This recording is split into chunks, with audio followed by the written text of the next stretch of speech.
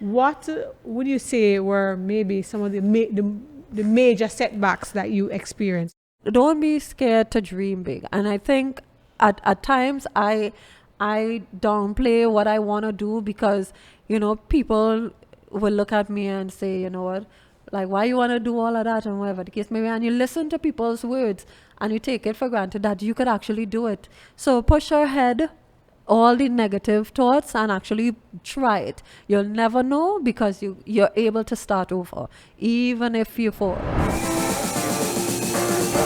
Okay, guys, are we ready? All right, showtime.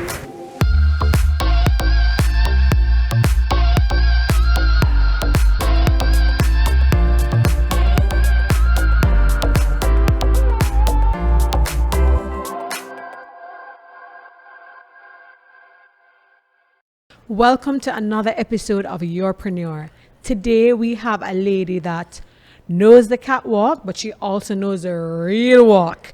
So I have none other than Athaliah Samuel, Miss Trinidad and Tobago 2012. Yes. She's a designer, she's a model, and most importantly, she's an entrepreneur. So Athaliah, tell us more about all the things you do. I mean, you make me chuckle inside, but I really do a lot. I actually launched my runway class, which is House of Tiza. Tiza is my middle name. And it's one of the few model schools in the Caribbean, actually. And I think the only second or third one in Trinidad and Tobago, where I actually coach girls who want to be in pageantry. So I teach them everything from even eating with knife and fork, how to talk to people, how you, of course, lay the runway as a queen and also in fashion. So I really take it personally because I started in the industry when I was 13 years old. So I have a wealth of knowledge when it comes to that. Also, I'm a personal trainer, but I don't really advertise that as much because I do that for just my clients who really want to get, to have the body. Everybody is like, I love your body. I don't know. I was like, okay, let's put it this way. I've been in track and field since I was 5. Netball coach, and I was part of Harlem Netball Club. So I coached as well in school, and I also played football and some lawn tennis. I can't swim, so don't ask me to tread. But I mean, I spent enough money to learn how to swim and still can't even tread well. So I don't know. Sometime I may look into that. Designer, I love fashion. And the thing is, I started to design at a really young age, probably at the age of 8 or 9. But I actually turned it into a full-fledged business at the age of, I don't want to lie, 18 or 19. And then I became the face of Cayman Island Fashion Week. And I started my first international fashion line, Aphrodisiac, from being invited as one of the faces to be at that show. I do a lot of things, so bear with me. We're going through everything. I know. Yes. So from doing that, I also have, I too have to go back through my books of all the things that I do, because I try to do things that could complement each other. So I started off doing social media management for a few years, and that came from, wanting to understand social media. And from Miss World, what happened is, even though I had help, I still wanted to understand, because after that I ended up to be the national director. So I'm also the national director for, I was the national director for Miss Supranational. I have the franchise for Miss Intercontinental and Miss Top Model for Trinidad and Tobago. So I'm still thinking if I want to send anybody else. But if you have somebody who you're thinking about, we could do it that way. Because I try not to host a show, because especially now, it's not really properly funded. So it's easier to take someone, coach them well, and send them to represent the country. So those are just a few that I can remember on top of my head. That's just a few. Yes, it's true. Oh my Lord. So what's next then? Because I mean, I know you, Athaliah, Yes. you always have some other idea in train, and especially given how things have changed with the pandemic and Right. whatever, like, what's your focus on these days? Okay. So what happened during the pandemic? I understood the fact that, making money is something that we all need to do, despite being home and trying to figure it out. And what I thought about, and it's now in the making, I'm working out the logo and everything, and I'm going to share it here with you all. I'm coming out with my healthy juice, my fit juice. It's not branded as yet, but it's all natural juices. And I'm thinking about a way in which I want to do the marketing for it. So it's still in the planning. And of course, thinking about renting a place to host shows. I was like, I watched my living room. I was like, oh, okay, nice. Call a friend.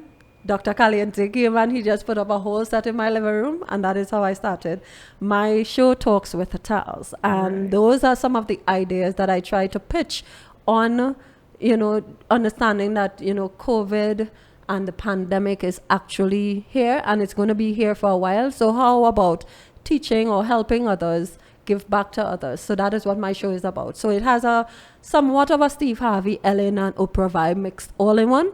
And the thing is, I intend for that to reach throughout the region. I also got calls from 1 or 2 people in Bahamas already to join the TV station and podcast. So I'm looking into that, and hopefully it works out for me.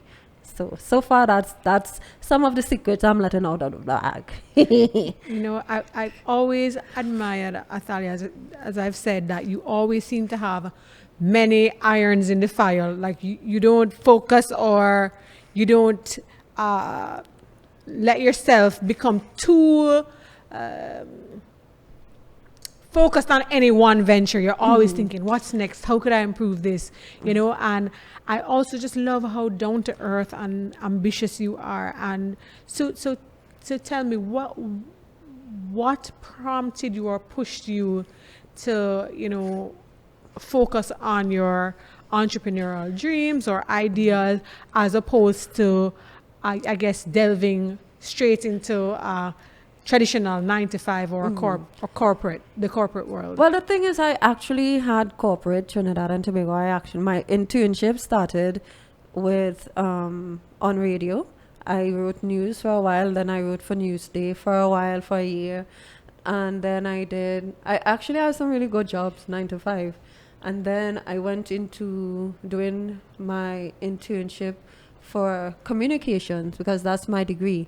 And from doing communications, they kept me. But they only kept me on as a contract person. And due to COVID, the week it hit, I was to restart the other week, and they actually canceled everybody who had contracts and stuff. So I fell in the bracket. So it actually prompted me to push harder to get things going for me, because at the end of the day, I still need to eat. I still need to pay my bills. I still have to help 1 or 2 of my family out. And it has been that for me all my life. And growing up in John John Laventille, a lot of people expect you to fail. And I'm like, okay, cool, you wait for me to fail, because that is not going to happen. And something a lot of entrepreneurs need to understand: don't be scared to start over. I've started over so many times, and we felt like a lot of them will fall short and not understand how it is, because you might start off saying film, and when you start in film, you probably carry your project to somebody to see, and they'll be like, I don't like that. And that will keep you down for however long. But for me, I would be down for a little bit, feel a little sappy, and we're like, okay, I'm gonna show you. I always have that I'm gonna show you mentality. So that is what it took for me to actually grow out of, wanting to become. And then being the last of 4 for my parents, it was predominantly tough, because one, I'm the only one with a degree, the only one to finish school, the only one to travel the world like I do, the only one. The load is heavy.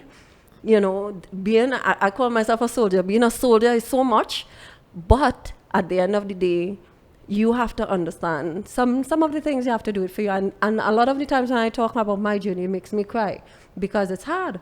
My parents aren't rich, but I need to understand that I have to break that cycle somewhere. So Athaliah, wow, you're moving me to almost tears too. But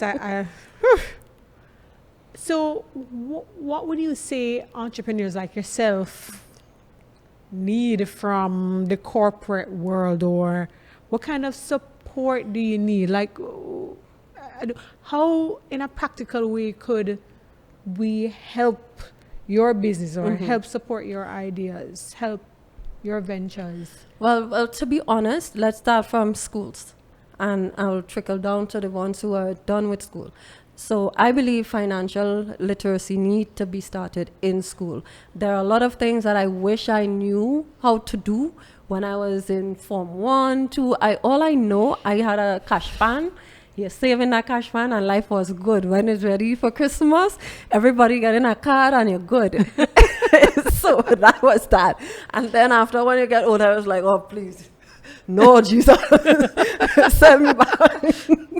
So, you know, I hope that a lot of the institutions actually form an initiative to, I know everybody learning online now. So if they could find a way to reach out to the principals to have, like, even if it's a 30-minute segment, they can teach some form of literacy to them so they could understand. Because until I didn't know what was stock and bond and the market and all this stuff, because it's something that is not usually spoken about. But then when you actually have business, you need to understand who to reach out to, what kind of taxes you have to pay, and all of these things that I'm still also learning. Yeah. However, these are some of the things that I hope that, you know, Unit Trust and other persons could actually sit with us, bring us in, even if it's for a weekend or so. You keep a seminar and you invite people so we could, like, y'all could teach us how to do certain things to maximize on the market, maximize on stock and bonds, and understanding what it is, because we won't really know what it is. And then a lot of businesses, when you're starting young, say if you're going to ask for a loan, they ask you to bring all these things. But when you ask for all these things, I'm like, okay, I'm just starting the business. So you can't ask me how much money I make for the year, bank.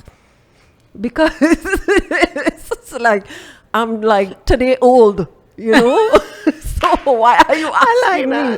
You know, because a lot of the ideas come from when you're just home laying in your bed and you're like, oh, I could do this. And then you might try to do certain things. And then you want to go the professional way. And then in going the professional way, you recognize, oh, Lord. So there in which a lot of businesses fail. From right there, just trying to go to get that next step, that capital from, say, wherever you want to get it from. A lot of them fail from right there. So I hope in some way or the other, the banks could actually teach us how to invest, how to maximize on certain times of the year. Because some things are seasonal as well when it comes to the banks. So, I mean, wherever and however the initiative can come by, I hope that is one thing that could actually happen for businesses, especially small businesses, because we face it the most. Yeah. I hear you loud and clear. Loud and clear. And you're speaking to the converted. So some of the things you mentioned we have in training, and this is I guess just a manifestation of the kind of focus and the heart we have for entrepreneurs like you. So thank you for articulating that Athaliah. So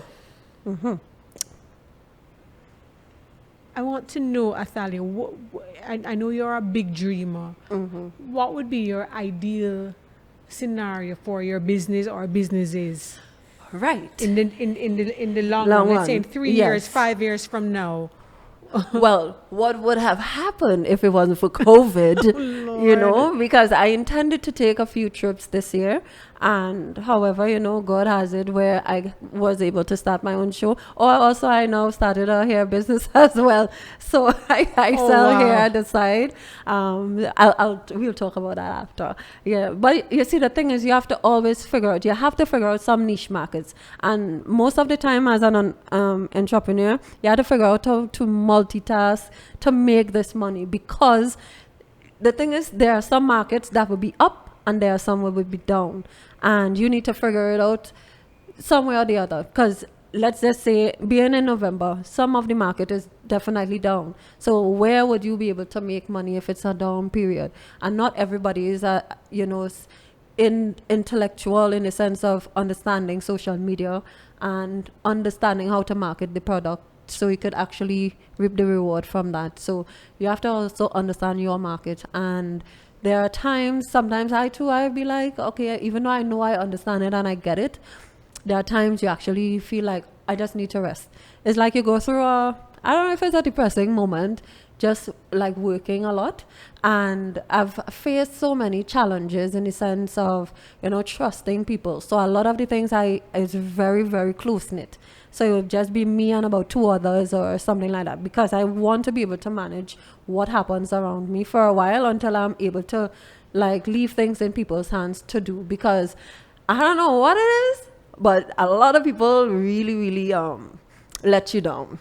And I have a hard time getting over letdowns. So you know what? I try to learn everything. So if it's accounting, I try to learn that. If it's hair and makeup, I try to learn that. So that way, if you mess up and don't come through for me, guess who knows how to do the work?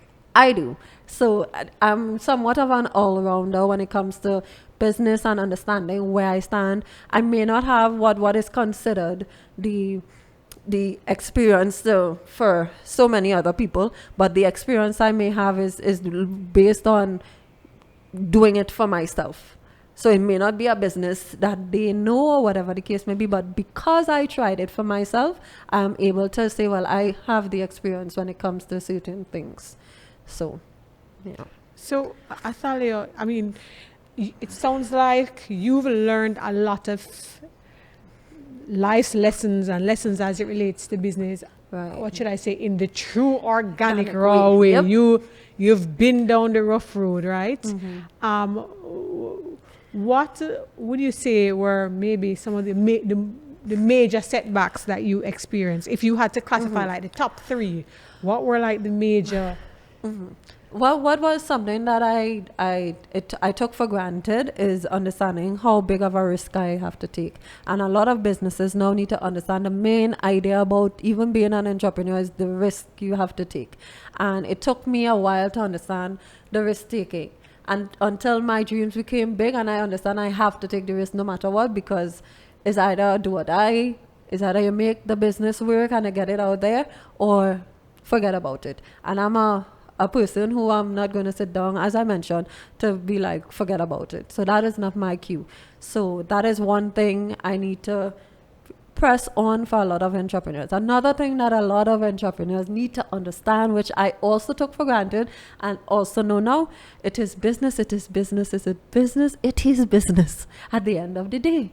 A lot of people are in their feelings to tell their families, hey, yeah, I know you want a swimsuit, or I know you want a top and skirt, or whatever the case may be, but it is a business.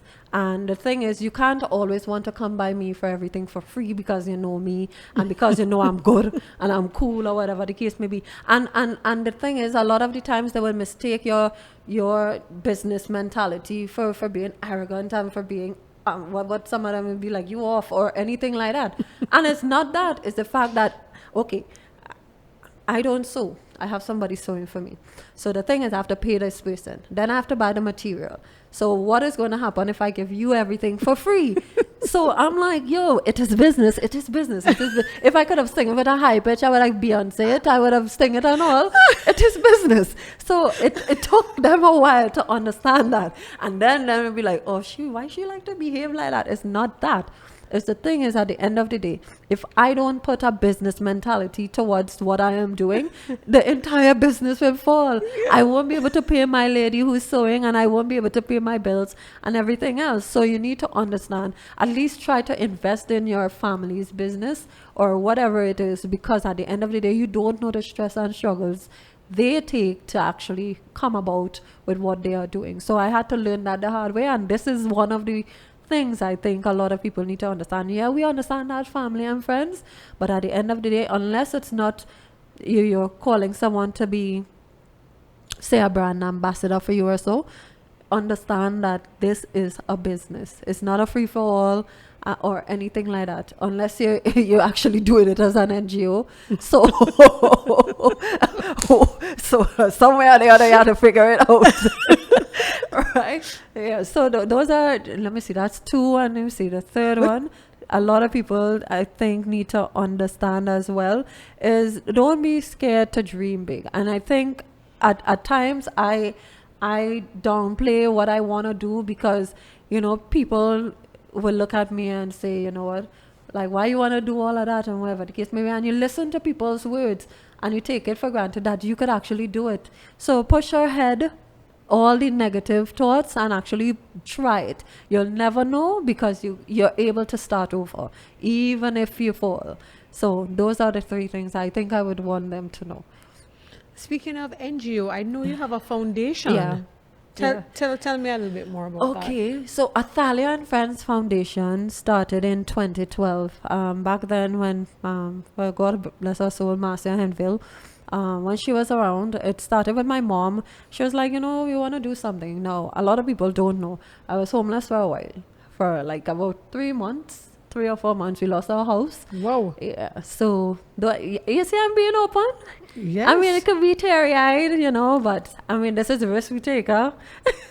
So, and then not having somewhere to really live, but I had places I could sleep. And I was thinking about what to do. And one of the things I championed as my Beauty with a Purpose is feeding and helping the homeless.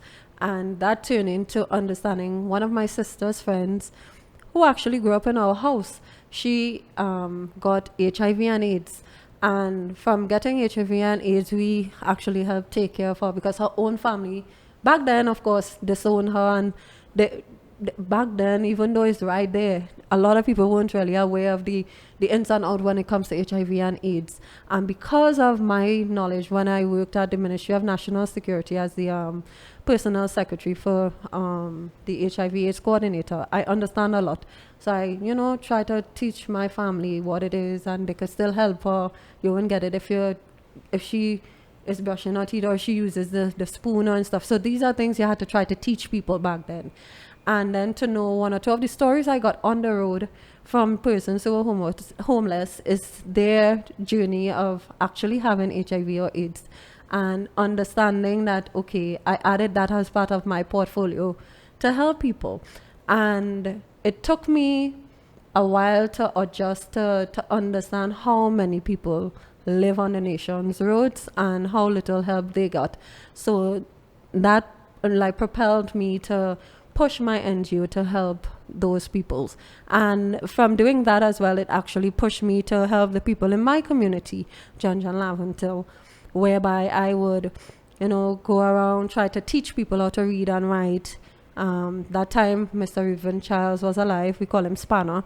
He had a homework club, and we would have taken the time to help children who can read, one or two of the adults as well. And the NGO was kind of based on those things. And from understanding that, hey, what else you can continue doing? So during the course of the time, I continue on feeding the poor.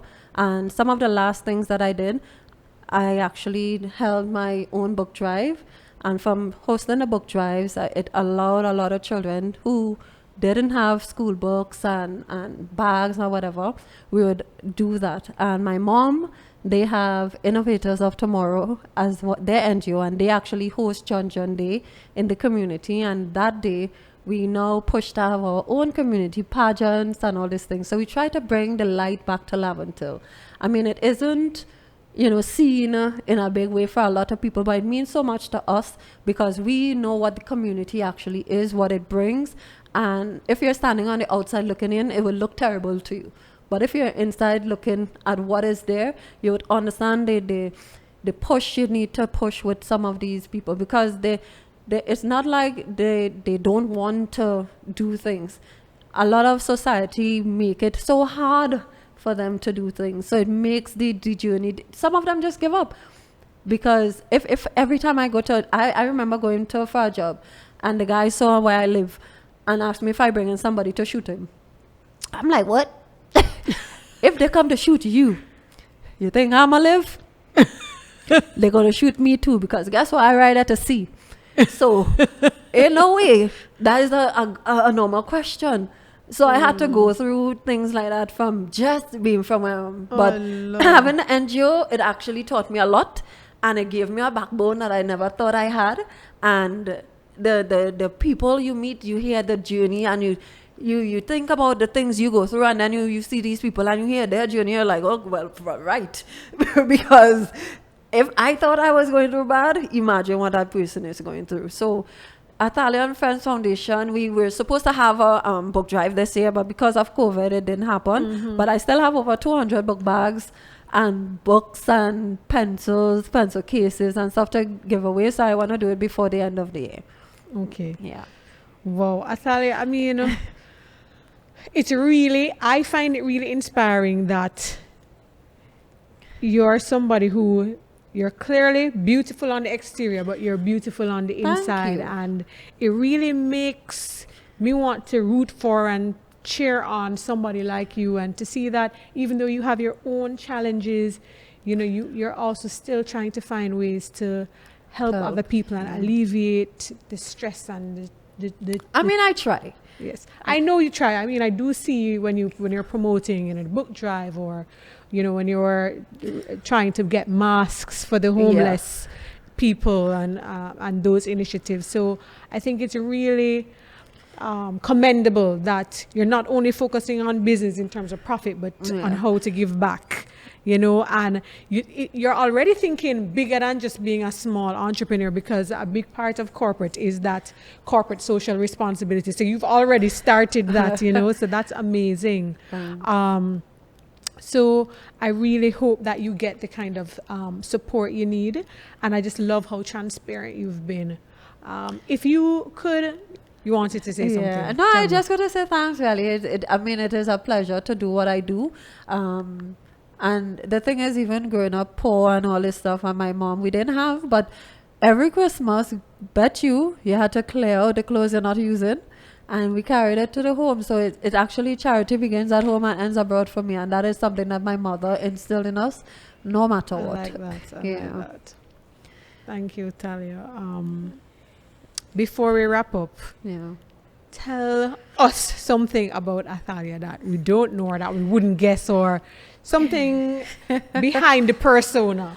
Right. What nobody knows, not even my parents or nobody knows, only my soul knows. I'm actually working on 2 books. Okay. Yes, one a children book and one yeah, so it's I'm doing some research again. Oh yes, and that's one thing as an entrepreneur. Do your research on the market that you want to be in, because more than likely sometimes the market that you want to push yourself to be in is not for you. So sometimes you have to take the hard pill and swallow it and understand you can change what you want to do, and there's never ending stops for entrepreneurs. So don't let it limit you from what you want to achieve, or from becoming rich, or anything that you have in mind. Probably the change is what you need anyway. So, but so I'm working on that, and the reason why I didn't tell anybody about it is because I'm already doing so much, and they'll be like, oh gosh, another thing again. And I was like, you know what, it is a personal journey for me. Yes. Because I wanted to do something for a while, and it's been in the back of my head. And you know what, I called a friend who wrote a book before, and he sent, well, I called one friend, she put me on to this guy who wrote a book, and he sent me like a template on how to go about it. And he was like, okay, I will help you. So he sent that, and he offered to have webinars with me and stuff, So those things are coming soon. But for now, I just trying to clear my head when it comes to COVID, being quarantined and all. So all these things are in my head. Also, what people don't know about me, let me see. During the course of COVID, I actually joined 2 different things. So learning Spanish and also learning how to sew, because I'm a person like this. If I am in anything, I want to know how to do it. So if I tell you, hey, that's not looking good, because I know what it is about, at least I know what it is about. And even though like a lot of persons will say Rihanna, Beyonce, none of these people know how to sew, but they know style, they know fashion, they know what they see, and they know what they like to wear. And that is what happened with me over the years. Everybody just love what I'm wearing, love what I'm doing. I mean, this is not one of my pieces, but it's cute. Yeah, but however, when people see what I wear, I want them to feel what I feel when I wear my own brand. And that is something that I push myself to do when it comes to learning how to sew. There are a few other things that I want to learn. So, I mean, I'm taking it easy because you have to have the capital to start most of anything, any which way. Even though I started my collection with $100 TT, by the way, my first collection. I started with $100. I just went, bought the material that could make something, and I made a few pieces. And then after making a few pieces, a friend of mine helped me make them, and he didn't charge. And this is somebody I've been working with since I was 14 because we had a dance group. So from having a dance group, this is something that nobody knew as well. I was also a dancer for Destra for 3 years, and I danced on Party Flavor. We were in a competition. Yes, I could break dance. Word. Yeah, so I could still dance, but I mean, without practicing and stuff, sometimes you get kind of old in your brain. But now I still have some stuff. And, well, I could do hair. That is something that I've been an entrepreneur most of my life. Because when I was like about 10 or 11, my mom, well, let's just put it this way, she couldn't comb hair. So I was forced to learn how to comb hair. Blast, boy. Like, she knows the love. She knows this. She knows this. All she could have done is put them bubbles in her hair, and I always look like a Christmas tree everywhere. So, and I hated those because I'm a tomboy kind of vibe. Yeah. So when you have like this boy look, and then you just, I'm in big pants and a vest and I hair in bubbles, that was not cute. So I actually learned how to do it by taking out one or two of the corners, Yes. and I tried to do it for myself, and after a while I actually got it. Okay. So I actually became one of the community hairstylists, and I got the jobs to do all the cornrows and all the styling, because once I sat down anywhere too, I learned how to do it. So if I'm in a salon and I sit and I watch you, that is how I learned. So I saw how they did weave, and that's how I learned how to do weave without even trying. And I did it in my hair, and I recognized, well, oh, I look cute, and that was so yeah. So I mean, there's so many elements to Athaliah, but it's all great elements, and it's nothing to, like, a lot of people would look at me and think, oh, she probably, I have to keep a serious face too. You can't be bubbly all the time. And then I've faced so many things in the industry, and a lot of people think because you're from Laventille and because you're from behind the bridge, they think they could talk to you however they want to talk to you. And because you respond to them the same way they talk to you, the market is easy. They're in a certain clique and a certain crowd. So it's easy if this person says this about you, everybody will believe it. As until a lot of people started to work with me, they'll be like, oh, you're so cool. I'll be like, oh, you heard something else? I can be sarcastic too.